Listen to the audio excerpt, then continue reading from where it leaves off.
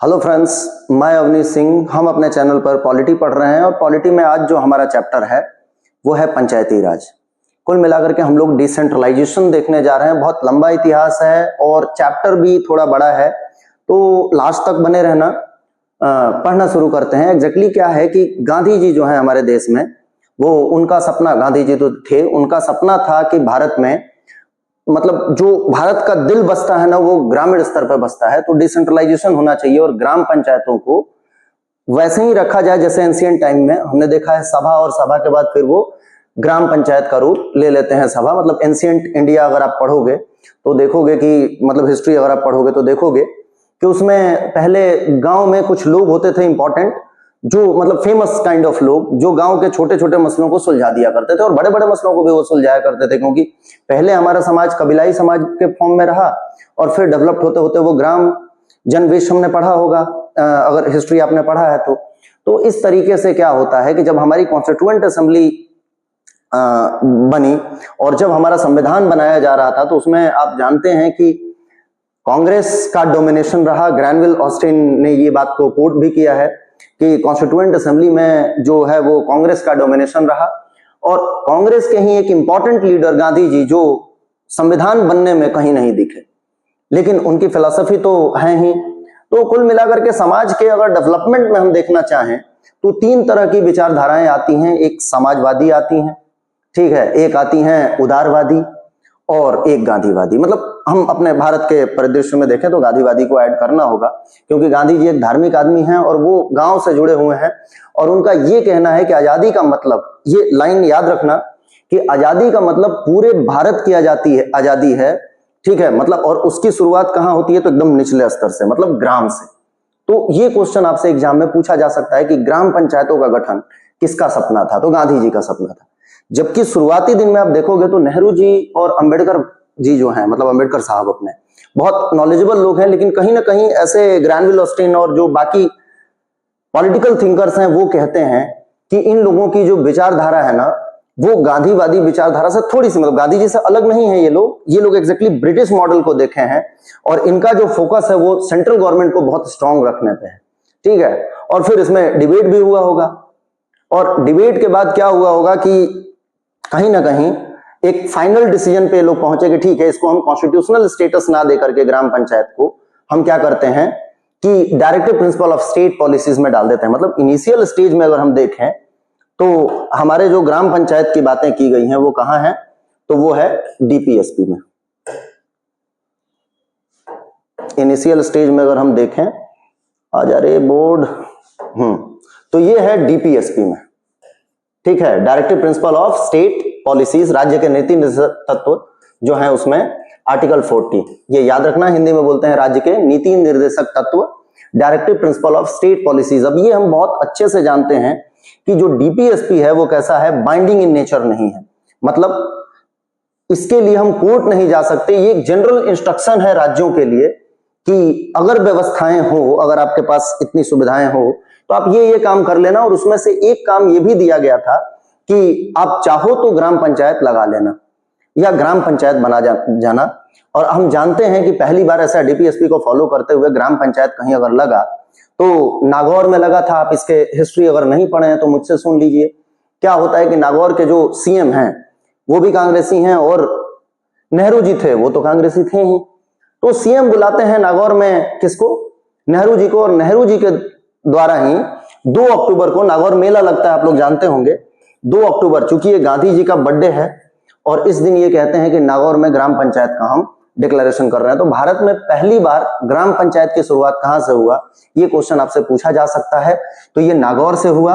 नागौर कहां है, तो ये राजस्थान में है। किसने लागू किया था, तो आप ये भी याद रखना। आपको लगेगा कि स्टेट सीएम ने स्टार्ट किया या स्टेट सीएम के द्वारा इसका डिक्लेरेशन किया गया, तो ये एग्जैक्टली नेहरू जी के द्वारा किया गया। ये क्वेश्चन आपसे पूछा जा सकता है एग्जाम में।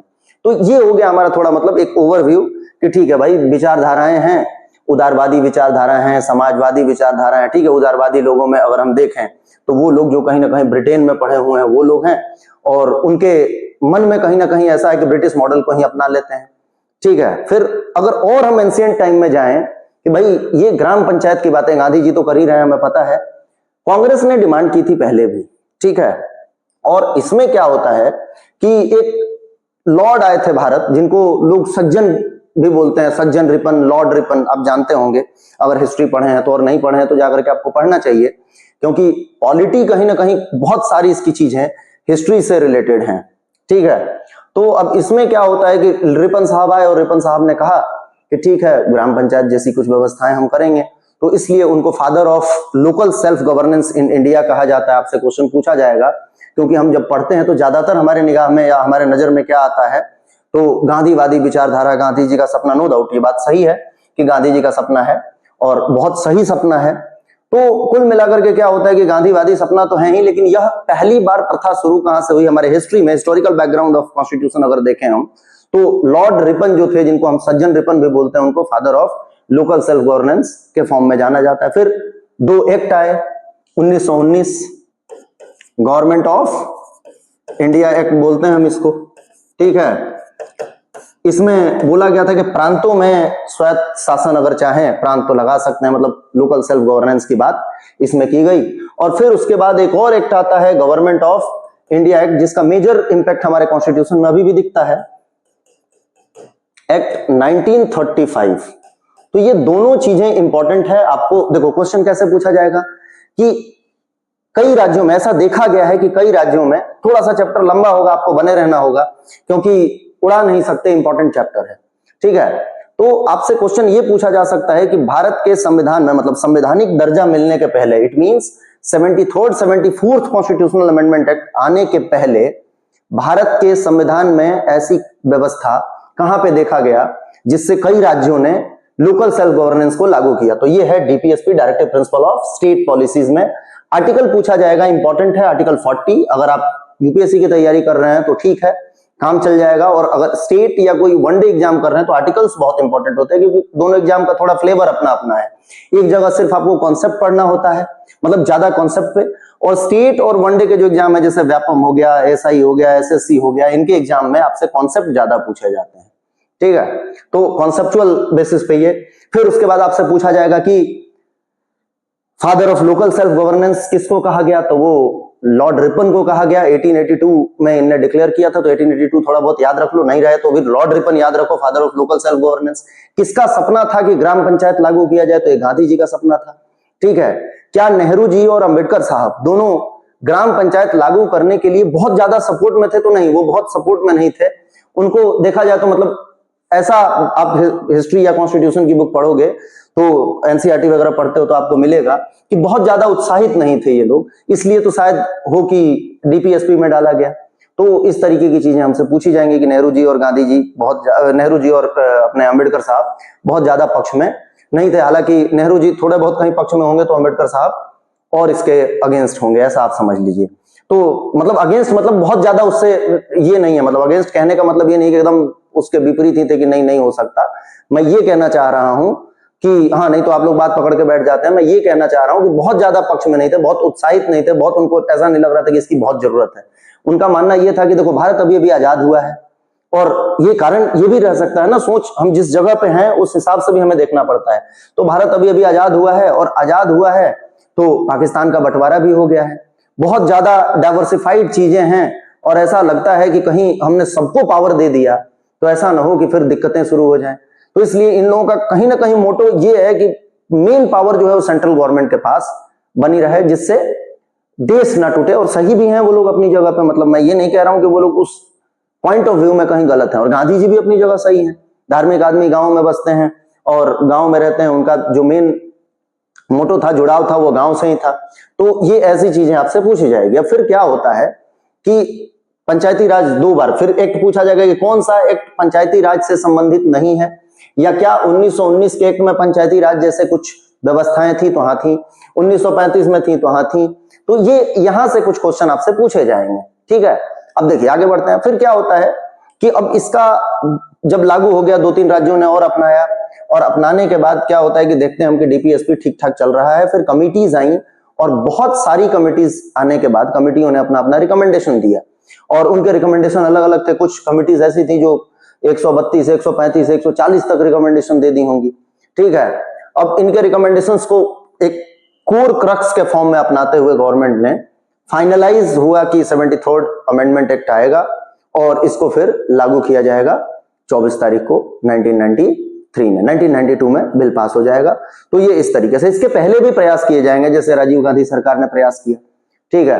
तो ये थोड़ा बहुत आप ध्यान रखेंगे, मतलब हिस्टोरिकल बैकग्राउंड इंपॉर्टेंट है हमारे पंचायती राज के लिए। ज्यादा नहीं खींचते हैं, आगे बढ़ते हैं। तो देखिए, पंचायती राज इंस्टीट्यूशंस हमने देख लिया कि कैसे आया, मतलब पंचायती राज का इतिहास क्या है ये हमने देख लिया है, किसका सपना है, क्या है, कैसा है, ठीक है। अब इसमें ग्रास रूट लेवल पे डेमोक्रेसी की बात की गई है, मतलब ऐसा हो कि हमारे पूरे 6 लाख गांव और 6 लाख गांव का अपना संसद हो। आप जब पढ़ोगे कुछ पॉलिटिकल थिंकर्स को तो वो कहते हैं कि 2 तरह की बातें की गई है। एक तो हम फिर से वहीं पे चलना पड़ेगा, देखिए, एक तो बात हो रही है कहां पे कि हमारे स्टेट में, और एक सेंटर।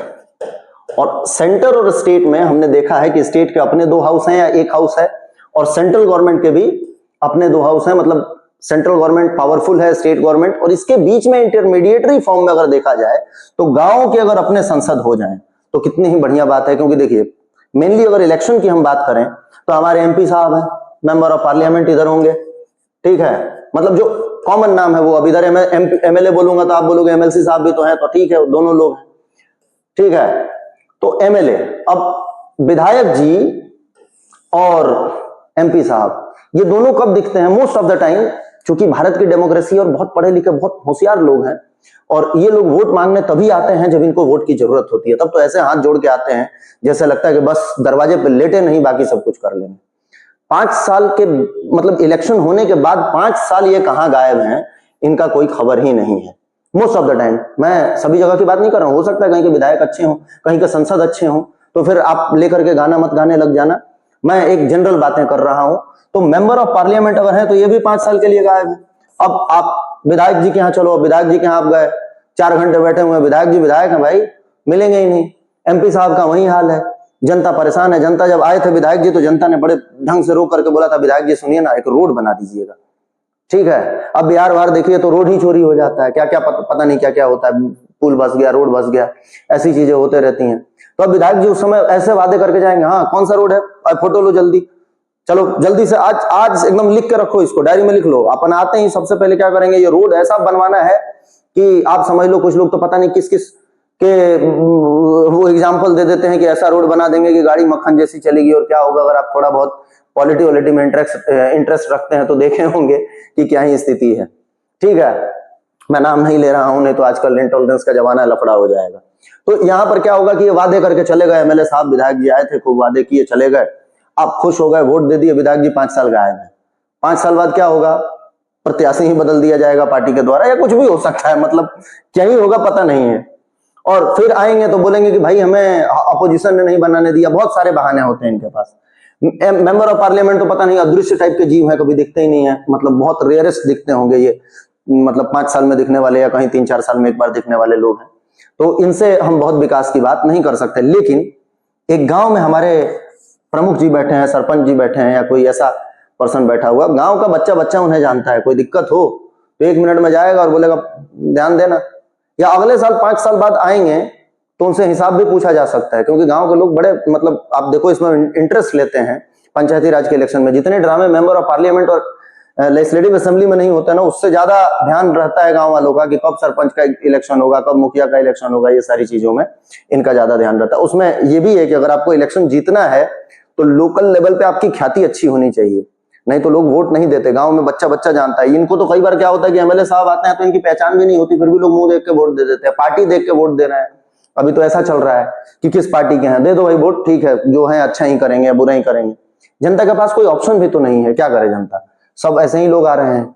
तो कुल मिलाकर के ये हुआ कि कितनी अच्छी बात हो कि पूरे 6 लाख गांव या जितने भी हमारे गांव हैं, सभी गांवों का अपना अपना एक एक संसद बन जाए, है ना।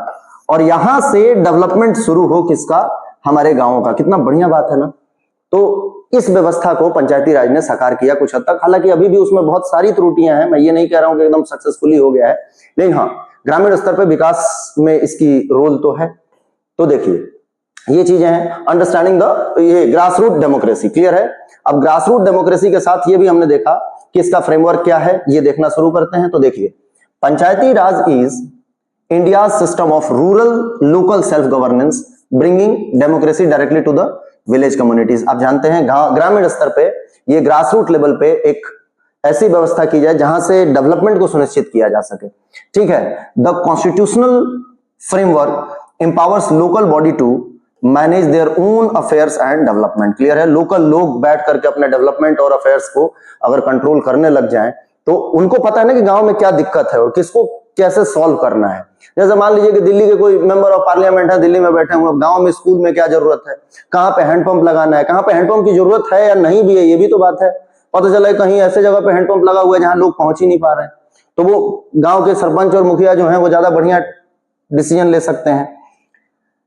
Enshrined through the 73rd Constitutional Amendment Act 1992, it came into force on 24th अप्रैल 1993। अब देखो क्या होता है कि इसको कॉन्स्टिट्यूशनल दर्जा मतलब संवैधानिक दर्जा दिया जाएगा 73वें संविधान संशोधन से, और ये आएगा मतलब ये बिल पास होगा 1992 में। और सचिन तेंदुलकर के बर्थडे के दिन, ये मैं ऐसे बोल रहा हूं, सचिन तेंदुलकर का बर्थडे क्या है कि मुझे याद है तो बता रहा हूं कि 24 अप्रैल, ये 24 अप्रैल का वो भी दिन है जिस दिन डॉक्ट्रिन ऑफ बेसिक स्ट्रक्चर दिया गया था, केशवानंद भारती केस।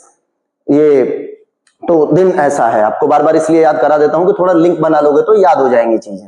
ठीक है, adding part 9 to the constitution and 11th schedule with 29 subjects of the local governance. Clear है, कुल मिलाकर के क्या है कि 24 अप्रैल 1993 को यह एक्ट लागू कर दिया गया, 92 में पास हुआ, 73वां संविधान संशोधन है और संविधान में एक नया भाग जोड़ा गया, क्या, भाग 9। और इसी के साथ 11th शेड्यूल भी आया और 11th शेड्यूल में सब्जेक्ट कितने डाले गए, तो 29 सब्जेक्ट डाले गए। ये सारे दौड़ते हुए फैक्ट हैं जो आपके एग्जाम में दिखेंगे। डायरेक्टली क्वेश्चन ऐसा पूछा जा सकता है कि 73वां संविधान संशोधन किससे संबंधित है। क्वेश्चन ये पूछा जा सकता है कि 73वां संविधान संशोधन किस दिन को लागू किया गया, ईयर, या फिर किस पार्ट को जोड़ा गया, किस शेड्यूल को जोड़ा गया, कितने सब्जेक्ट हैं। ठीक है, तो ये सारी चीजें आपको याद रखना है, इंपॉर्टेंट है, एग्जाम में आएगा। अब इसके पहले इसकी थोड़ी बहुत हिस्ट्री देखनी पड़ेगी कि क्या एकदम से 73वां संविधान संशोधन आ गया, नहीं। क्या होता है कि गवर्नमेंट ले आती है 64वां संविधान संशोधन, क्या 64th, भागो मत भाई, कहां गया ये, क्या ही मजाक चल रहा है। ठीक है, हाँ अब आ गया ना, 64th कॉन्स्टिट्यूशनल अमेंडमेंट बिल। मैं अमेंडमेंट एक्ट नहीं बोल रहा हूं, अमेंडमेंट बिल बोल रहा हूं। क्यों? क्योंकि ये आएगा तो सही पर पास नहीं होगा। तो ये आया 1989 में, इंपॉर्टेंट है, याद रखना। राजीव गांधी की सरकार है इस समय और भारत का एक ऐसा दौर जब मतलब बहुत क्रांतिकारी परिवर्तन होने की इच्छाएं दिखती हैं। ठीक है, और इस समय 64वां संविधान संशोधन अधिनियम लाया गया, बिल लाया गया। इसको पास करके, एक्ट नहीं अधिनियम नहीं बनाया जा पाएगा। क्यों? क्योंकि यह लोकसभा से पास हो गया, ठीक है, और राज्यसभा में जाकर के फेल हो गया। आप ऐसे याद रखिए, और राज्यसभा में फेल है। ठीक है, तो लोकसभा से पास हो गया, अब राज्यसभा में इनका बहुमत नहीं होगा, और बहुमत नहीं था तो बिल पास नहीं हुआ। फिर क्या होगा? फिर इसके बाद गवर्नमेंट बदलेगी और वीपी सिंह की सरकार में फिर से लाया जाएगा 1990 में। देखिए ईयर इंपॉर्टेंट है, कब? वीपी सिंह 1990 अगेन, और किस्मत बढ़िया बिल्कुल भी नहीं। किस्मत इतना खराब कि क्या होता है कि बिल अभी आया, इंट्रोड्यूस हुआ, तब तक सरकार ही गिर गई, मतलब खुद ही चले गए। अब सरकार गिर गई तो क्या होगा? बिल पास नहीं होगा, तो यहां भी बिल पास नहीं हुआ, ये याद रखना। फिर क्या होता है कि 1992 में ये बिल आएगा, और 1992 में जब बिल आएगा तो पास हो जाएगा, आपको पता है। ठीक है, तो 1992 में ये बिल पास हुआ है। यहां से हम थोड़ा मतलब देख लेंगे, ये इतिहास है, इंपॉर्टेंट है हिस्ट्री हमारा, कि 73rd कॉन्स्टिट्यूशनल अमेंडमेंट एक्ट क्या है, कितने आर्टिकल जोड़े गए, क्या इसमें आर्टिकल भी पूछा जाएगा। तो आर्टिकल मैंने आपको नहीं बताया शायद, तो आप नोट कर लो, 243 to 243O लिख देता हूं इधर ही, 243 to 243O, ये O है, याद रखना। ठीक है, इसलिए मैंने डबल वो कर दिया, मार्क कर दिया है, नहीं तो आप कुछ और उसको लगाने लग जाओ कि हाँ ये कहीं कुछ और है, ये 0 है या कुछ है, तो वो ये O है, ठीक है। तो इसके तहत journey to the constitutional recognition देखिए क्या क्या है, कैसा आया। सेवरल लैंडमार्क कमिटीज बनी, आपको मैंने बता दिया कि इसके लिए बहुत सारी कमिटीज ने रिकमेंड किया था कि पंचायती राज इंस्टीट्यूशंस बनाए जाएं और उनको एक इंडिपेंडेंट बॉडी के साथ कॉन्स्टिट्यूशनल दर्जा भी मिले और यहां से हमारा पंचायती राज आए। तो चलिए शुरू करते हैं। बलवंत राय मेहता कमेटी 1975। अब देखो सबसे पहले आपको क्या याद रखना है, देखो इसमें बहुत सारे रिकमेंडेशंस हैं, तो जो इंपॉर्टेंट रिकमेंडेशंस हैं वो मैं बता देता हूं। दूसरा, अगर आप चाहते हैं कि नहीं मैं तो भगवान बनूंगा, तो बिल्कुल आप भगवान बनने का अधिकारी हैं, पर मेरी तरफ से मैं यहाँ पे थोड़ा आजाद हूं, ठीक है। तो मैं क्या करूंगा, इंपॉर्टेंट फैक्ट्स आपको पहुंचा दूंगा आप तक। आपको अगर लगता है तो बलवंत राय जी मेहता कमेटी ने क्या रिकमेंडेशन दिए थे, क्या क्या इनके मेजर रिकमेंडेशंस थे, आप एक बार पढ़ लीजिए। या जीवी के राव कमेटी है उसको आप पढ़ लीजिए, जितने भी थुंगन कमेटी है, जितने भी कमिटीज हैं उनके आप डिटेल एक बार जाकर के पढ़ सकते हैं। यहां पर हमारा मेन कॉन्सेप्ट क्या है, मेन मैटर क्या है कि हम पंचायती राज पढ़ना चाह रहे हैं, ठीक है। तो देखिए इनने कहा कि 3 टियर सिस्टम बनाओ, सबसे पहली त्रिस्तरीय ढांचे के साथ, जो आज लागू है त्रिस्तरीय ढांचा। ब्लॉक लेवल पे, ग्राम लेवल पे सबसे नीचे, बीच में ब्लॉक और ऊपर क्या है तो जिला लेवल पे है, ठीक है। और इनके इलेक्शन कैसे हो, डायरेक्ट हो एट विलेज लेवल। अब डायरेक्ट इलेक्शन होगा तो मैंने पहले ही टर्म यूज किया कि हर गांव का अपना एक संसद बन जाए तो कितना अच्छा बात है, ठीक है। अब इलेक्टेड लोग होंगे तो देखो पंचायती राज में जैसे ही आपने पढ़ना शुरू किया होगा, या अगर आप कहीं पुराने समय में स्कूल वगैरह में बैठ करके बड़े ध्यान से पॉलिटिकल साइंस पढ़े हो, सोशल साइंस पढ़े हो, तो आपको ये याद होगा कि वहां पे छोटे छोटे हमारे बुक्स में किनारे वो दिए होते थे कि ऐसा हो तो मान लो ये लोग नॉन इलेक्टेड अगर पर्सन होंगे तो फिर तो वही जमींदार और वो क्या बोलते हैं गांव के मुखिया वाली बातें, और ऐसे लोग जो मतलब बल्लम टाइप के लोग हैं, मजबूत टाइप के लोग हैं, वो डिसीजन करेंगे। और कई बार इसमें बायस डिसीजन होगा, जैसे कि खाट पंचायत है, खाप पंचायत को हमने बिल्कुल ही एकदम वो किया हुआ है कि नहीं ये नहीं हो सकता है, पंचायती राज तो नहीं है, और ये एक अनकॉन्स्टिट्यूशनल बॉडी है और इलीगल प्रैक्टिस है, क्लियर है। तो ऐसा होगा कि डोमिनेटिंग जो सोसाइटी है उसको अलग कर दिया जाएगा, इलेक्टेड लोग रहेंगे तो जनता के चाहते लोग चुने जाएंगे, जिनका जस्टिस अच्छा है, जो बढ़िया न्याय करते हैं, जो बढ़िया डेवलपमेंट की बातें कर सकते हैं, ठीक है, खून चूसने वाले लोग नहीं, ठीक है। और फाइनेंशियल रिसोर्सेस इसको प्रोवाइड किया जाए एडक्वेट फंडिंग के साथ, क्लियर है। अगर मतलब प्रॉपर फंडिंग नहीं होगा तो क्या होगा, मुझे मान लो किसी गांव में बिठा दिया गया डेवलपमेंट के लिए, आपको बिठा दिया गया और फिर आप बैठ गए हैं डेवलपमेंट के लिए और वहां पर आपको पैसा ही नहीं दिया जा रहा है। अब गांव का तालाब बनाना तो आप खुद फावड़ा लेकर के तो खोदोगे नहीं कि मैं अकेला ग्राम पंचायत का मुखिया हूं और मैं इस अपने गांव को बहुत प्रेम करता हूं और इस गांव को एकदम डेवलप करके मानूंगा, दिन भर फावड़ा चलाऊंगा, नहीं हो सकता। कुछ पैसे तो चाहिए, कुछ लोग लगाने पड़ेंगे, स्पीडी अगर डेवलपमेंट चाहिए तो इसलिए इनने कहा था, ठीक है। The blueprint for democratic decentralisation, clear है। recommended a comprehensive structure with direct election at village level and indirect election at higher tiers, clear है। इनने कहा था कि हायर टीयर्स पे कैसा हो, इनडायरेक्ट इलेक्शन हो, ये याद रखना। envisioned जिला परिषद as an advisory body with genuine power transfer, clear है। इनने कहा था कि जिला परिषद, क्वेश्चन पूछा जाएगा किसने कहा था कि जिला परिषद को एडवाइजरी बॉडी बना दो, तो ये बलवंत राय जी मेहता कमेटी ने कहा था कि जिला लेवल पे क्या कर दो, इसको जिला को एडवाइजरी बॉडी बना दो। और मैंने ये आपको बहुत अच्छे से बता दिया है। फर्स्ट मूवर क्या है, Rajasthan become the first state to implement this system in 1959। Date मैंने आपको बता दिया है 2 अक्टूबर, ठीक है, बाई नेहरू, ये भी याद रखो। Pioneering the grass root democracy in India, clear है।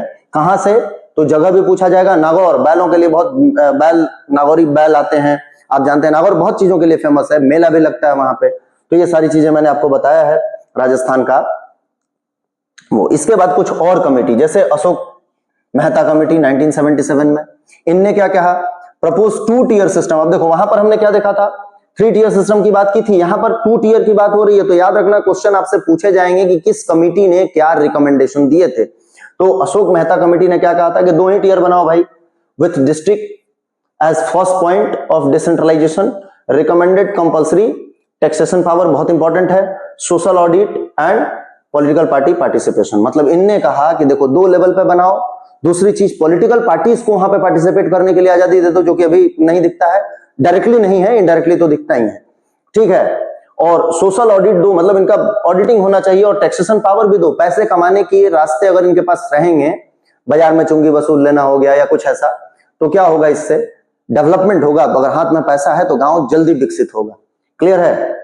फिर इसके बाद आता है हमारे G V K Rao committee, emphasize district level as pivotal unit, ठीक है, एडवोकेटेड रिड्यूसिंग ब्यूरोक्रेटिक डोमिनेशन। अब आप जानते हैं कि ब्यूरोक्रेटिक इसके लिए डिसेंट्रलाइजेशन के लिए ये कहा गया कि मतलब ब्यूरोक्रेटिक जो अप्रोच है उसको थोड़ा कम किया जाए, ठीक है, and strengthening the panchayati raj institutions for development administration. Clear है। कुल मिलाकर के गांव में अगर डेवलपमेंट बेसिक स्तर पे स्टार्ट होता है तो मजा आ जाएगा, ये ऐसा व्यवस्था करते हैं। तो क्वेश्चन पूछा जाएगा जीवी के राव कमेटी जो है वो, और उनने ये भी कहा था कि अगर ब्यूरोक्रेटिक जो व्यवस्था है ना उसमें ग्राम पंचायतों के साथ डाइवोर्स हो गया है, मतलब सरकार ने एकदम सरकार भूल ही गई है कि भाई ग्राम पंचायत भी बनाना चाहिए। और इनने एक थ्योरी दी थी, ग्रास विदाउट रूट। आपसे क्वेश्चन पूछा जाएगा कि ग्रास विदाउट रूट किसने कहा था, तो ये कहा था जीवी के राव कमेटी ने, ठीक है, ग्रास विदाउट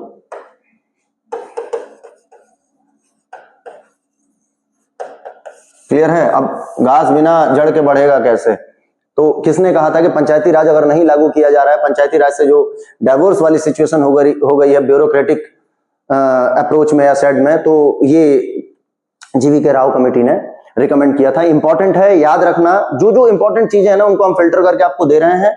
अगर आपको लगता है डिटेल स्टडी करना है तो ये, क्योंकि यहाँ पर मैं बहुत ये जो कमिटीज बनी है ना, इन कमिटीज को बहुत इन डेप्थ नहीं पढ़ाना चाह रहा हूं। मैं ये चाह रहा हूं कि आपको फिल्टर्ड चीजें दे दूं जिससे आपका काम बन जाए। इसमें पहला क्वेश्चन तो ये आएगा कि अशोक मेहता कमेटी कब आई थी, मैच द कॉलम। इनके मोटे तौर पर रिकमेंडेशन क्या थे ये आप याद रखिए। अब अशोक मेहता कमेटी के अगर टोटल रिकमेंडेशन देखा जाए तो इनने 132 रिकमेंडेशन दिए थे। एग्जाम ने पूछ चुका है ये क्वेश्चन कि कितने रिकमेंडेशन थे, तो 132 रिकमेंडेशन थे इनके।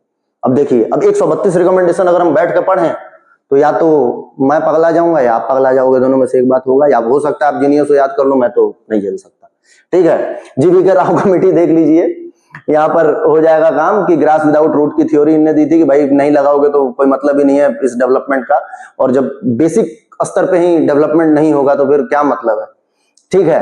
फिर LM Singhvi committee 1986, year important है सबके इसलिए हम बता रहे हैं आपको। देखिए, स्ट्रांगली रिकमेंडेड कॉन्स्टिट्यूशनल रिकॉग्निशन। देखो किसने कहा कि सबसे पहले इसको संवैधानिक व्यवस्था दिया जाए, तो ये कहा था अपने एलएम सिंघवी। गैडगिल साहब ने भी कहा था, गैडगिल कमेटी आई थी, आप याद रखना क्वेश्चन पूछा जाएगा गैडगिल कमेटी कब आई है, तो गैडगिल कमेटी आई है, पहले इसको बता देता हूं फिर देखते हैं। तो इनने बोला था कि strongly recommendation of constitutional recognition identified Gram Sabha as foundation of the democracy. Clear है। मतलब ग्राम सभा को एकदम बेस पे बनाओ और फिर उसके ऊपर आप बनाते रहो जिसको बनाना हो, ठीक है। प्रपोज्ड न्याय पंचायत, इनने कहा था कि न्याय पंचायत भी बनना चाहिए और जुडिशियल ट्रिब्यूनल्स भी बनने चाहिए। देखो कितना बढ़िया बढ़िया रिकमेंडेशन आया था।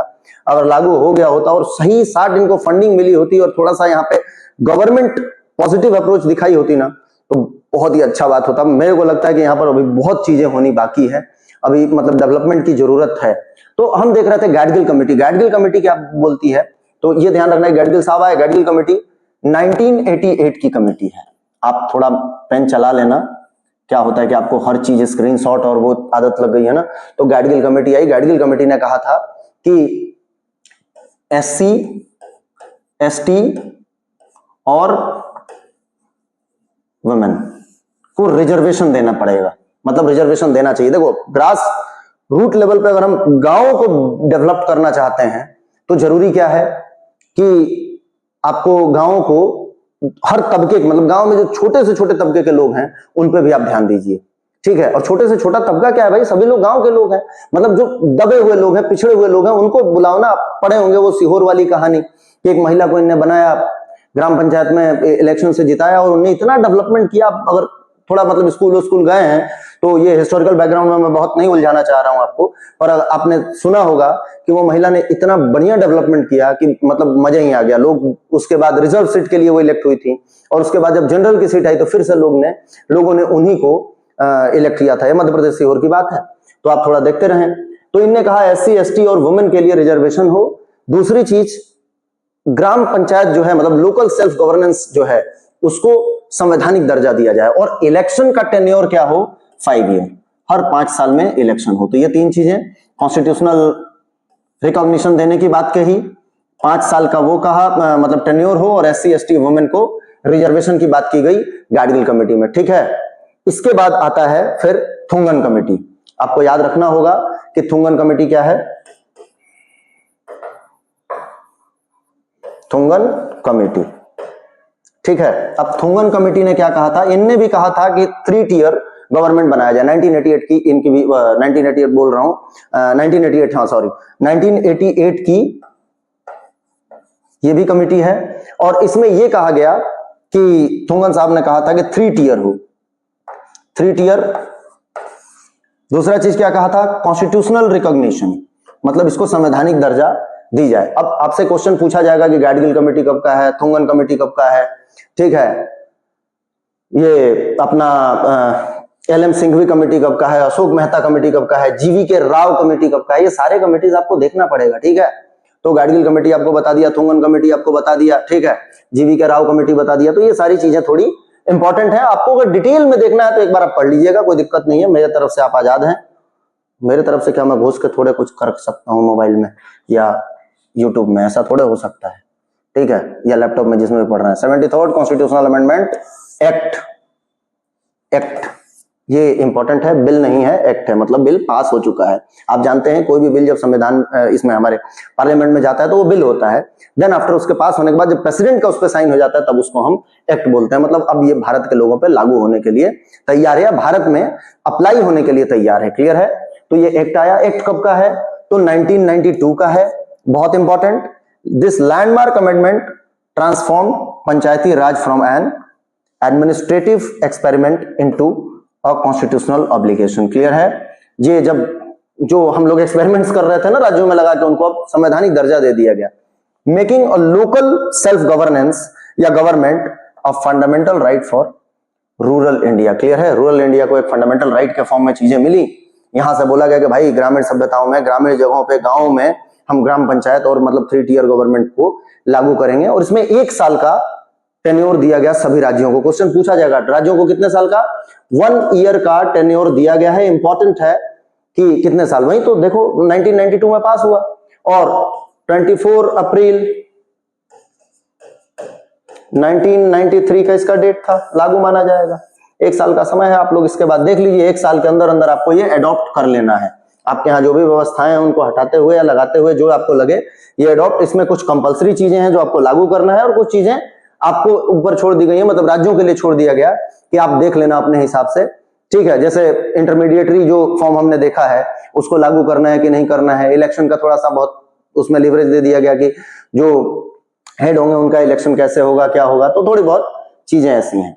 अब देखिए फाउंडेशन ऑफ ग्राम सभा, article 243A, body of registered voters. Clear है, कुल मिलाकर के एक ऐसी सभा जहां पर वोटर्स का पार्टिसिपेशन है, और वोटर कितने ईयर के, मतलब मुझे अगर ग्राम सभा के लिए कोई भी इलेक्शन लड़ना हो या लोकल सेल्फ गवर्नेंस की इलेक्शन लड़ना हो तो कितना एज चाहिए, 21 साल।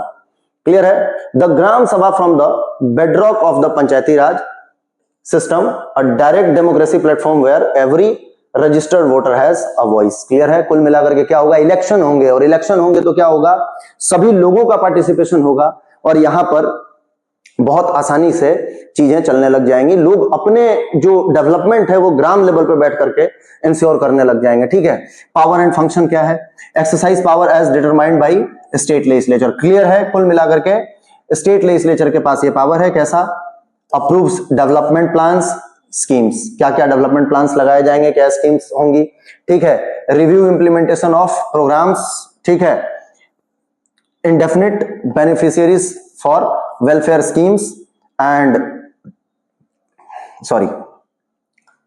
Provides platform for accountability. Clear है, the gram sabha transforms villagers from passive recipients to active participants in governance decisions. Clear है, कुल मिलाकर के गवर्नमेंट के डिसीजन में इन लोगों को पैसिव, मतलब जो एकदम दबे हुए थे वहां से उठा करके एक्टिव बना दिया। क्लियर है, अब यहां पर क्या होगा कि ग्राम सभा में जब लोग बैठने लग जाएंगे, चीजें डेवलप होने लग जाएंगी, तो आगे भी इलेक्शन में लोगों को थोड़ा ध्यान रखना पड़ेगा, क्योंकि मुखिया जी आएंगे, बोलेंगे देख भाई हमारे लिए ये पैसा नहीं दे रहा है, यहाँ से ग्रांट्स नहीं आ रहे हैं, अब इस बार इसको सबक सिखा देना है। तो ये भी चीजें होती हैं गांव में, आप थोड़ा बैठ करके देखिए गांव में तो मजा आ जाएगा, आपको चीजें समझ आएंगी। और नहीं समझ आ रही है तो मैं पढ़ा ही रहा हूं, बैठा हूं। अब 3 टियर स्ट्रक्चर क्या है तो देखिए, ये कुल मिलाकर के ऐसा है, पिरामिड बना लीजिए, बल्ले बल्ले। सबसे ऊपर डिस्ट्रिक्ट लेवल, जिला परिषद कोऑर्डिनेट्स ब्लॉक लेवल प्लान्स, ठीक है। इंटरमीडिएट लेवल जिसको पंचायत समिति बोलेंगे या ब्लॉक समिति बोलेंगे, आप जानते हैं, मतलब नाम स्टेट टू स्टेट डिफर हो सकता है। और इसमें यह भी बोला गया कि जहां पर 20 लाख से कम का पॉपुलेशन है उनके वो नहीं भी लागू करे तो चलेगा, 20 लाख से ऊपर अगर पॉपुलेशन है तो लागू करना पड़ेगा। और विलेज लेवल पे तो होगा ही होगा, मतलब विलेज और डिस्ट्रिक्ट इंपॉर्टेंट है। ये हमारा 3 टियर है, इसी पे ग्राम पंचायत बनाया जाएगा। सबसे रूट पे कौन है? Gram Panchayat, foundation of rural governance, ठीक है। This 3 tier architecture ensures government at multi levels, मैंने बता दिया मल्टी लेवल पे 3 टियर है। 3 tier 74th constitutional amendment act किस तरह के ग्राम पंचायत या लोकल सेल्फ गवर्नेंस की बात करता है, तो यहां पर 3 टियर स्ट्रक्चर की बात की गई है, ठीक है। With the intermediate tier mandatory only in state with the population over 20 lakh people, clear है। उन्हीं स्टेट्स में लागू होगा जहां पर 20 लाख से ज्यादा की जनसंख्या है। अब आज के डेट में तो लगभग मेरे को लगता है सारे ही स्टेट में 20 लाख तो होंगे ही लोग, ठीक है। तो ये ऐसी व्यवस्था की गई है। चलिए, रिसेप्शन रिजर्वेशन एंड प्रोविजंस देखिए।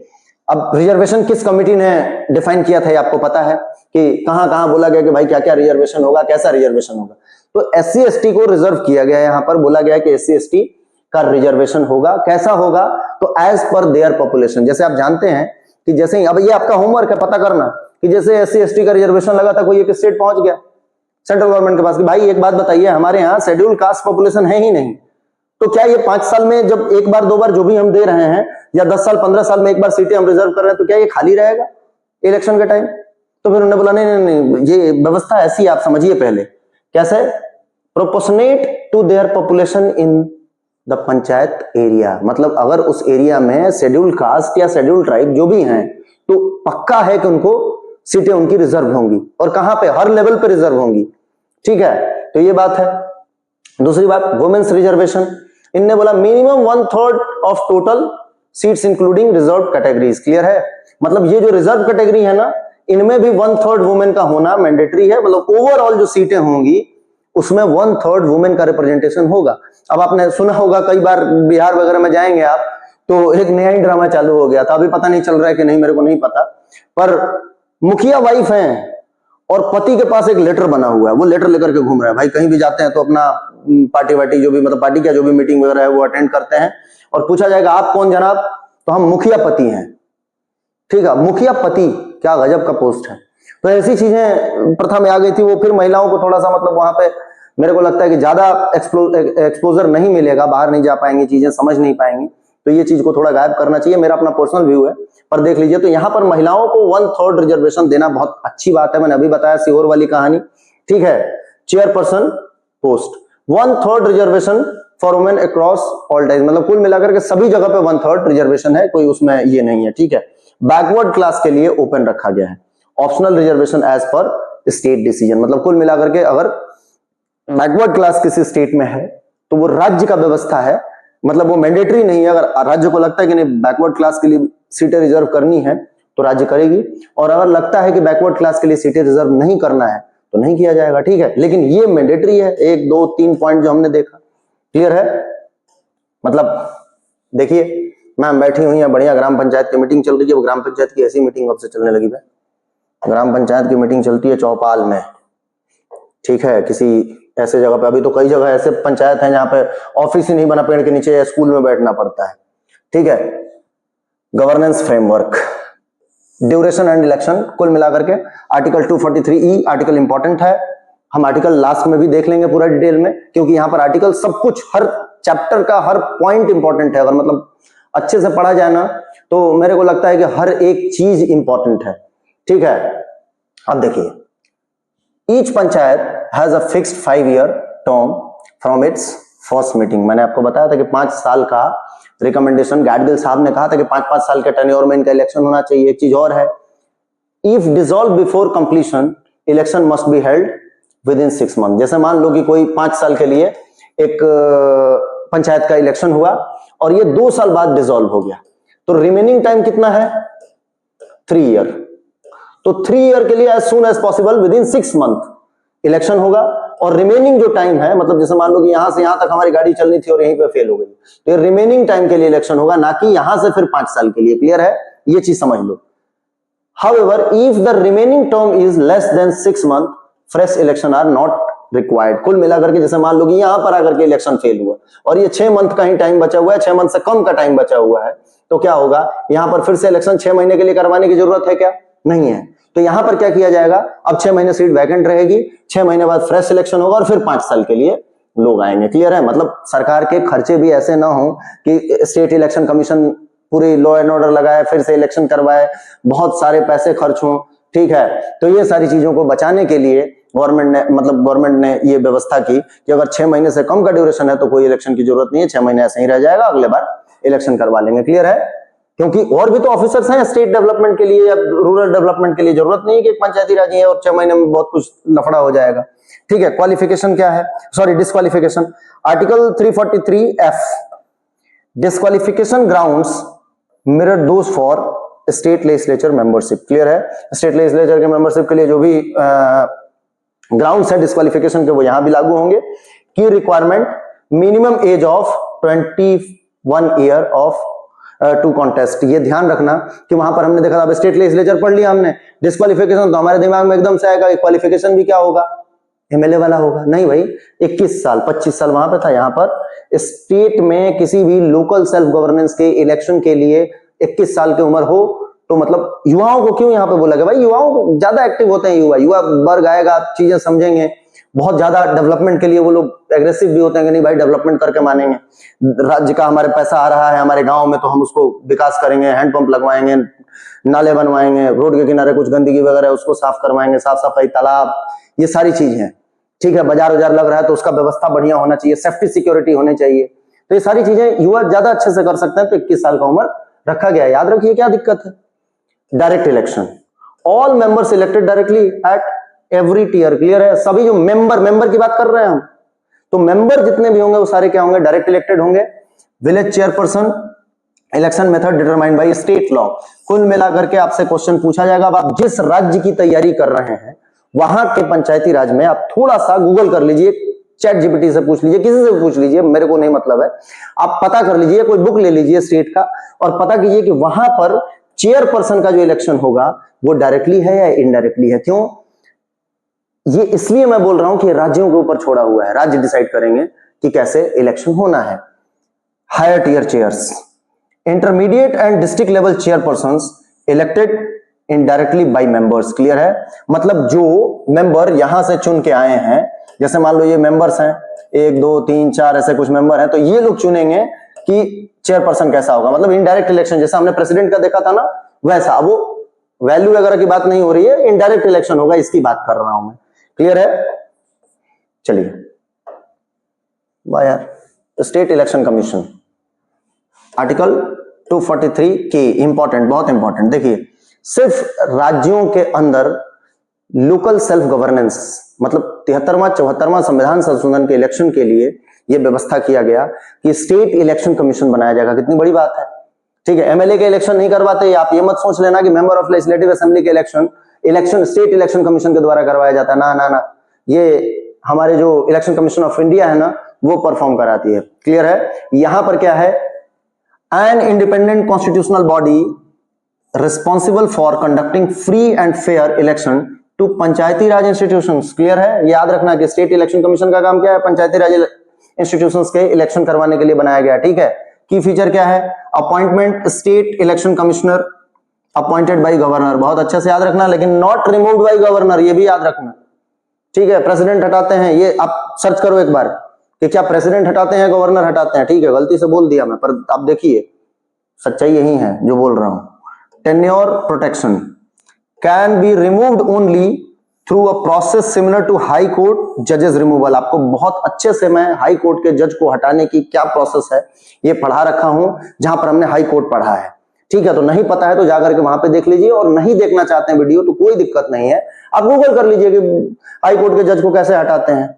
ठीक है ना, मतलब बहुत सिंपल बात है। अगर आपकी इच्छा है तो जाकर के हाई कोर्ट देखिए, नहीं इच्छा है तो यहीं पे आप गूगल उठाइए, दन गूगल को सब पता है, पूछ लीजिए कि हाई कोर्ट के जजेस कैसे हटाए जाते हैं। बस सेम प्रोसेस होगा इनके हटाने का, मतलब इनके टेन्योर फिक्स हैं, ऐसा नहीं है कि कभी भी हटा देंगे, ताकि अनबायस्ड इलेक्शन नहीं करवाए। एक चीज और, जब ये अपॉइंट कर दिए गए हैं ना तो इनका टेन्योर फिक्स है। हाई कोर्ट के जो जज को हटाने के लिए जो प्रोसेस है उसी से हटेंगे, उसी मेथड से हटेंगे। दूसरी चीज आपसे ये भी पूछी जाएगी कि क्या इनके सैलरी अलाउंसेस में कोई नेगेटिव इंप्लीमेंटेशन, तो बिल्कुल नहीं। क्लियर है।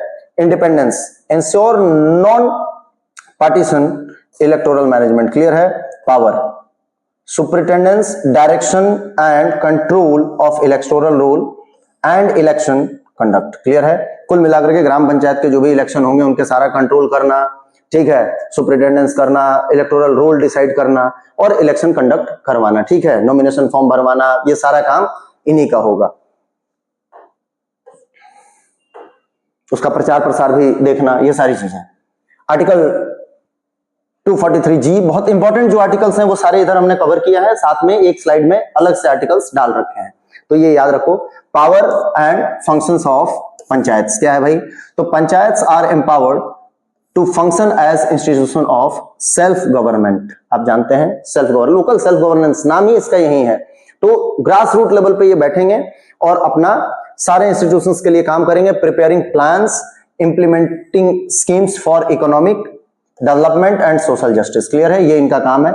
इकोनॉमिक डेवलपमेंट और सोशल जस्टिस के लिए प्लान्स बनाएंगे, काम करेंगे, ठीक है। स्टेट लेजिस्लेचर में endow them with power and authority necessary to enable them to function effectively, clear है। स्टेट गवर्नमेंट के द्वारा इनके और पावर फंक्शन इलेबोरेट या थोड़े कम किए जा सकते हैं, ठीक है। द कॉन्स्टिट्यूशन प्रोवाइड 29, बहुत इंपॉर्टेंट है, subjects in 11th schedule as the function of domain of panchayat, मतलब कुल मिलाकर के पंचायतों के 29 सब्जेक्ट क्या क्या है जिन पे ये काम करेंगे, वो 11वीं अनुसूची में जोड़ा गया है।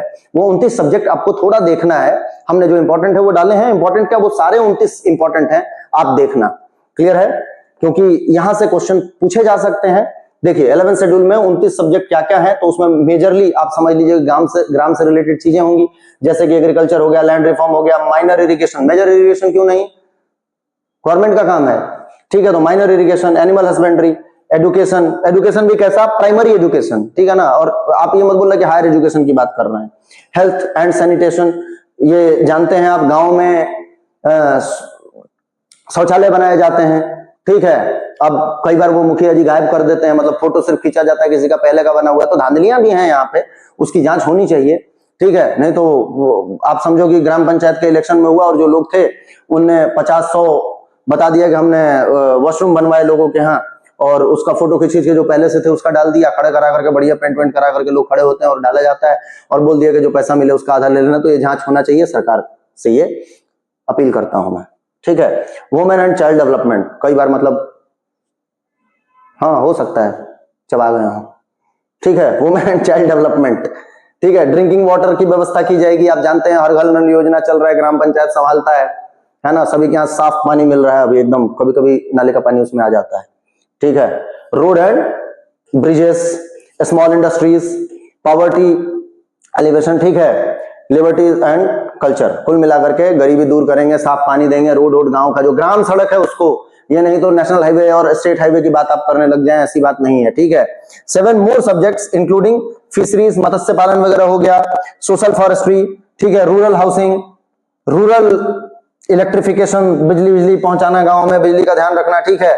पब्लिक डिस्ट्रीब्यूशन, आप जानते हैं भाई ग्राम पंचायतों ने कई गांव में, कई राज्यों में मैंने देखा बड़ा गजब का काम किया है, सोलर से चलने वाले स्ट्रीट लैंप लगा दिए। अब वो गांव जो एकदम अंधेरे में रात में भूत की फीलिंग आती थी घूमो, तो अभी जाओ तो बढ़िया एकदम सोलर लैंप जल रहा है, रोड के किनारे स्ट्रीट लैंप्स लगे हुए हैं, बढ़िया एक नंबर, आप घूमिए गांव में, मजा आ जाएगा आपको, ठीक है। Markets and community assets, clear है। मेंटेनेंस, जब सामाजिक चीजें हैं, जैसे स्कूल के कोई वो हो गया, लोगों के बैठने के लिए कोई चेयर वेयर लगे हुए थे गांव में, कोई छोटा सा एक पार्क जैसा बना हुआ था, उसका मेंटेन कर देना, मेंटेनेंस कर देना, ये सारी चीजें करेंगे ये लोग, ठीक है, इनके अंदर आएगा 11th schedule. Financial framework, source of fund क्या है भाई, central finance commission, grants, union government, article 280 थोड़ा बहुत देख लेना, state finance commission, state devolution based on recommendation, article 243I। अब ये 243I क्या कहता है कि हर 5 साल पे एक फाइनेंस कमीशन बनाया जाएगा जो ये देखेगा कि ठीक से चीजें चल रही हैं कि नहीं चल रही हैं। कौन बनाएगा? स्टेट गवर्नमेंट के द्वारा। गवर्नमेंट सपोर्ट लगता तो कम है पर ठीक है। Loans and grants from state government, come fund आता है, मेरे को ऐसा लगता है अभी और मिलना चाहिए इनको, ठीक है। सेंट्रली स्पॉन्सर्ड स्कीम, मतलब सेंट्रल गवर्नमेंट ने जो स्कीम स्पॉन्सर किया है वो ग्राम पंचायत तक जाकर के देखा जाएगा कि भाई लगा रहे हैं कि नहीं लग रहे हैं, इनके अंडर में होगा। फंडिंग फॉर नेशनल प्रोग्राम्स, ठीक है। Own revenue, tax and non tax revenue generation, ये कुछ अपना भी टैक्सेशन लगा सकते हैं, जैसे गांव में कोई चुंगी हो गया, कुछ ऐसा हो गया तो कुछ टैक्स कलेक्ट करके उससे भी डेवलप किया जा सकता है, ठीक है। नॉन टैक्स रेवेन्यू भी जनरेट कर सकते हैं, जैसे कोई ऐसी चीज थी जिससे कुछ रेवेन्यू आ सकता था, गांव का कोई मछली का तालाब है, कुछ भी है तो सरकारी तालाब है तो उसको नीलाम उलाम करके और उससे कुछ पैसे जनरेट कर लेना, ठीक है। स्टेट फाइनेंस कमीशन क्या है? आर्टिकल 243I बहुत इंपॉर्टेंट है, याद रखना। Constituted every 5 year by the governor to review financial position and recommendation, distribution of taxes between state and panchayat. याद रखिए आप कि राज्यों में और पंचायतों के बीच कैसा टैक्स डिस्ट्रीब्यूशन हो रहा है। Grant in aid to panchayat और measures to improve financial strength, any other matter for better finances. कुल मिलाकर के फाइनेंस कमीशन का काम क्या है कि राज्य और पंचायती राज के बीच में पैसों का बंटवारा कैसा चल रहा है और क्या जरूरत है इनकी, उनको रिकमेंड कर देना, कैसे इनका बेहतर डेवलपमेंट हो सकता है उनको, और क्या दिए गए पैसों को लगाया गया या मुखिया जी या सरपंच जी खा गए, ये भी तो होता है। अभी मैंने बताया था एक चीज खा रहे थे वो, ठीक है, गांव के लोगों के बनाने के लिए आया था, तो ऐसी व्यवस्था हो जाती है कई बार। कंपल्सरी वर्सेस वॉलंटरी प्रोविजन, कुछ प्रोविजन ऐसे हैं जो कंपल्सरी है, मतलब लागू करना ही है 73वें संविधान संशोधन में, और कुछ राज्यों को ऑटोनॉमी दे दिया गया कि आप देख लेना अपने हिसाब से। जैसे कंपल्सरी प्रोविजन में क्या है? ग्राम सभा एस्टैब्लिशमेंट, सभी को ग्राम सभा बनाना है, 3 टियर पंचायती सिस्टम लगाना है, और 3 टियर में कैसा 20 लाख से कम है तो मिडिल वाला गायब कर सकते हैं आप, ठीक है। Direct election at all level बता दिया हूं, SC ST रिजर्वेशन होगा, वुमेन के लिए 1/3 रिजर्वेशन है महिलाओं के लिए, और SC ST का कैसा है? जैसा उनका पॉपुलेशन, एकदम मंत्र जैसा पढ़ दिया मैंने स्पीड में, ठीक है। 5 साल का फिक्स टर्म होगा। स्टेट इलेक्शन कमीशन बनाया जाएगा, किसके लिए? पंचायत के इलेक्शन करवाने के लिए, अभी मैंने बताया। स्टेट फाइनेंस कमीशन हर 5 साल पे बनाया जाएगा, ठीक है। ऑडिट ऑफ पंचायत अकाउंट्स, ये कुल मिलाकर के मैंडेटरी है, ये वॉलंटरी है एज पर नीड, स्वादानुसार, ऐसा याद रख लीजिए। MP और MLA का रिप्रेजेंटेशन, मेरे को तो नहीं लगता कि कभी महाशय जाएंगे, चलेगा तो बहुत बड़ी बात है, साहब हैं ये लोग। इन पंचायत मीटिंग्स, क्लियर है। Financial power, extend of taxation authority, clear है। प्लानिंग पावर क्या है इनके? तो डिग्री ऑफ डिवोल्यूशन, कैसे प्लान कर सकते हैं, किन किन चीजों पे अपने डिसीजन ले सकते हैं, ये सारी चीजें दिया जाएगा, ठीक है। बैकवर्ड क्लास रिप्रेजेंटेशन, अगर बैकवर्ड क्लास को लगता है कि रिजर्वेशन देना है तो ये रिजर्वेशन दे सकते हैं, और नहीं मिले तो मैंने शायद रिप्रेजेंटेशन बोल दिया, रिजर्वेशन है वो, तो रिजर्वेशन देना है या नहीं देना है ये राज्यों के बीच है, अभी हमने देखा था, राज्यों के ऊपर छोड़ा गया है। SC ST को तो देना ही पड़ेगा और महिलाओं को तो देना पड़ेगा, ये मैंडेटरी है, देखिए इधर, ठीक है। Tax assignment, specific revenue sources, ये राज्य बताएगा कि कहां कहां से आप रेवेन्यू जनरेट कर सकते हैं, और स्टेट टू स्टेट डिफर करेगा, मतलब ये जो चीजें हैं ये हर स्टेट में अलग अलग देखने को मिलेंगी। इसीलिए मैंने बोला कि जब आप पेपर पढ़ें, मतलब जब पेपर देने जाएं उसके पहले थोड़ा सा इन चीजों को अपने राज्य के हिसाब से देख लें, तो शायद एक भी क्वेश्चन छूटने के जो चांसेस हैं वो खत्म हो जाएगा, ठीक है। चलिए, ज्यादातर क्वेश्चन तो इधर से कवर हो जाएंगे आपके। पैसा एक्ट, अच्छा ये पैसा नहीं है, PESA है, एक्ट 1996, एम्पावरिंग ट्राइबल कम्युनिटीज। कुल मिलाकर के ऐसा है कि अगर हम ट्राइबल कम्युनिटी में जाएं तो ट्राइबल कम्युनिटी में हम पहले से ही जानते हैं कि ऐसे बहुत सारे उनके सिस्टम है जो अपने ट्रेडिशनल सिस्टम से ही वो लोग जस्टिस कर लेते हैं, जजमेंट कर लेते हैं आपस में, उनके मुकदम, गोटियार, पड़ियार, ऐसे अलग अलग नाम मिलेंगे, हेड होते हैं सोसाइटी के जो डिसीजन लिया करते हैं, और बहुत सक्सेसफुली वो लोग वर्क भी कर रहे हैं। तो वहां पर गवर्नमेंट ने बोला था कि कुछ राज्यों को हम एग्जेम्प्ट करेंगे, बचाएंगे। फिर पैसा एक्ट लाया गया कि नहीं, उनको भी मेन स्ट्रीम में लाना है, तो कुछ चेंजेस करते हुए, मतलब उनके अधिकारों को संरक्षित करते हुए ग्राम पंचायतों का गठन किया जाएगा, ठीक है। और ये आपसे सबसे इंपॉर्टेंट है, पूछा जाएगा कि किस कमिटी? तो भूरिया कमेटी, ठीक है, भूरिया कमीशन। हर्षवर्धन देख लेना आप, हिंदी में थोड़ा हाथ मेरा अच्छा है, आप समझ गए होंगे। भूरिया कमिटी के रिकमेंडेशन, मतलब भूरिया कमीशन आया था, कमिटी आई थी, और भूरिया कमेटी के रिकमेंडेशन पे ये लागू किया गया था पैसा एक्ट। तो ये क्वेश्चन पूछा जा सकता है कि भूरिया कमेटी का इस संबंध किससे है, तो पैसा एक्ट से है, याद रखेंगे। The panchayat extension to schedule area act, इसका पूरा नाम है 1996। Extend panchayati raj to 5th schedule tribal areas with special provisions recognising tribal autonomy and customs. Clear है। कुल मिलाकर के उनके ऑटोनॉमी और कस्टम्स को ध्यान में रखते हुए कुछ इंप्लीमेंट करके सेंट्रल गवर्नमेंट करेगी उसमें, ये भी ध्यान रखना, करते हुए ये पैसा एक्ट के तहत वहां भी ग्राम पंचायतों की व्यवस्था की जाएगी। चलिए देखते हैं पैसा में क्या क्या है। ये पैसा नहीं है, ये पैसा है, ठीक है ना, नहीं तो आप ये वाला मत लगा देना पैसा, हिंदी माध्यम के बच्चे ध्यान रखें।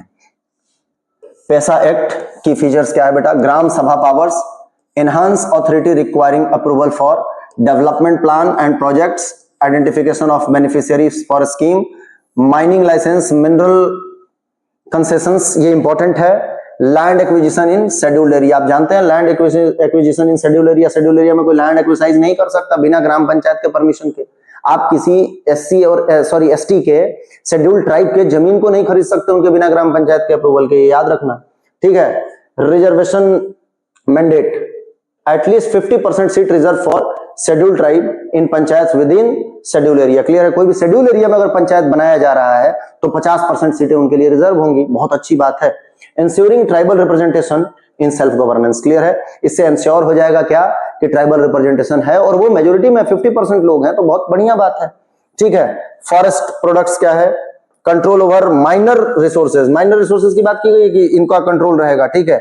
Village makers, management of local haats, haat जो भी है, लोकल हाट जो भी ये लगाते हैं, हाट पढ़ दिया मैंने, जो भी लोकल हाट वगैरह लगते हैं उनका मैनेजमेंट पूरा ये लोग करेंगे।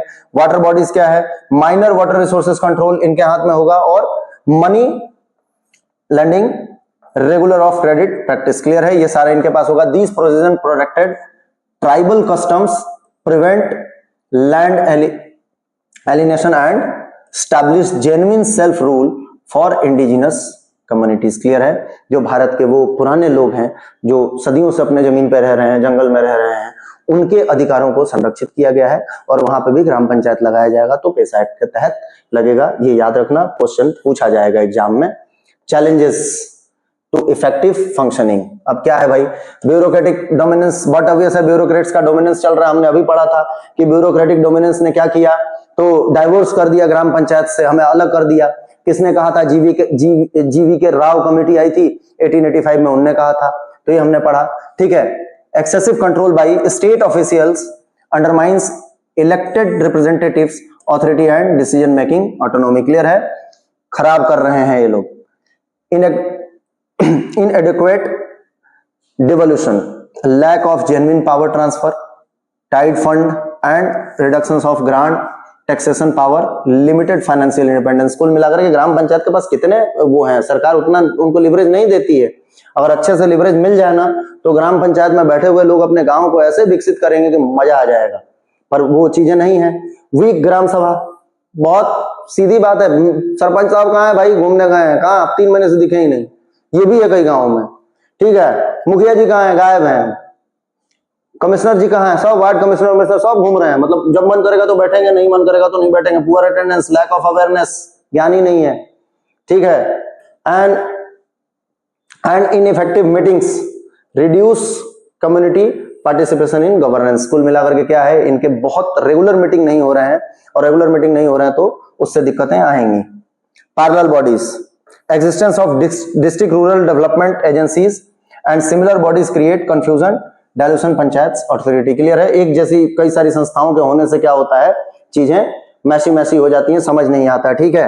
Capacity constraints, literacy among representatives, poor infrastructure, inadequate training programs, hinder effective governance. कुल मिलाकर के क्या है भाई, इनके पास कोई ट्रेनिंग नहीं है, कोई वो नहीं है, कोई बैठने की प्रॉपर जगह नहीं है। अभी भी कई जगहों पे स्कूल में बैठ रहे हैं, पेड़ के नीचे बैठ रहे हैं, तो वो क्या है, इस तरीके से थोड़ा सा चीजें खराब होती हैं, ठीक है। देखिए एग्जम्पशन एंड स्पेशल प्रोविजन, कुल मिलाकर के क्या है, कुछ राज्यों को इससे अलग रखा गया है। Article 243M exempted area, the panchayati raj provision do not apply to Nagaland, Meghalaya, Mizoram. Complete exemption है, मतलब नागालैंड, मेघालय, मिजोरम में कोई भी पंचायती राज नहीं बनाया जाएगा। शेड्यूल एंड ट्राइबल एरिया में क्या है, कवर्ड अंडर पैसा एक्ट इंस्टीट, क्लियर है, जो पैसा एक्ट के तहत आते हैं उनको लगाया जाएगा। Hill area in certain state special autonomous council, ठीक है, Darjeeling district, Gorkha hills council arrangement. तो ये सारे जगह ऐसे हैं जहां पर पूर्ण रूप से नहीं लगाया गया, पार्सली लगाया गया, कुछ चेंज किया जाएगा पैसा एक्ट के तहत, ठीक है। ये वो राज्यों का आपको दिया हुआ है, फोटो वोटो आप देख लेना, Nagaland, Meghalaya, Mizoram, tribal hills, Darjeeling, Gorkha hills, ठीक है। 73rd amendment respect regional diversity and special circumstances in certain areas of India, clear है। कुछ एरिया जो अपने आप में पहले से ही अपनी ट्रेडिशन को बचाए रखना चाहते हैं या वहां पे अच्छे ट्रेडिशन हैं ऑलरेडी, उनमें क्यों लागू करना, ये बात है। आर्टिकल 243O, ठीक है, courts can not interfere in electoral matter, delimitation और seat allotment, election dispute must be resolve only through election petitions, clear है। याद रखना कि कोर्ट को इससे एग्जेम्प्ट किया गया है, इसके सारे डिसीजन से। कौन सा आर्टिकल बताता है, 243O। चलिए अब आ गया आर्टिकल का बारी, क्विक रेफरेंस आर्टिकल्स। 243 डेफिनेशन है कि ग्राम पंचायत होगा, कैसा होगा, क्या होगा। 243A जो है वो ग्राम सभा की बात करता है, B जो है वो कॉन्स्टिट्यूशन की बात करता है। ये आपको रटना है, यहां पर मैं कोई फैक्ट नहीं दे सकता, ठीक है ना। 243C कंपोजिशन की बात करता है, D रिजर्वेशन की बात करता है, अभी हमने देख लिया है। E जो है वो ड्यूरेशन 5 साल पढ़ लिया है हमने पूरा। F जो है वो डिस्क्वालिफिकेशन, वैसे ही जैसे MLA का होगा। 243C सॉरी G जो है वो पावर की बात करता है, कैसा पावर होगा। H जो है वो फाइनेंस की बात करता है, SFC की बात करता है, ठीक है, ऑडिट की बात करता है, इलेक्शन की बात करता है। कि ये आर्टिकल आपको रटना है, कुल मिलाकर के आप स्क्रीनशॉट ले लीजिए, मैं हट जाता हूं, क्यों फालतू प्रवचन दूं, ठीक है। इस तरीके से हमारे ग्राम पंचायत बन गए हैं, बढ़िया फंक्शन कर रहे हैं। आप स्क्रीनशॉट लीजिए, आर्टिकल रटिए क्योंकि इंपॉर्टेंट है, ठीक है। मजे मजे, तब तक के लिए बाय बाय। यहां पर हमारा चैप्टर कंप्लीट होता है।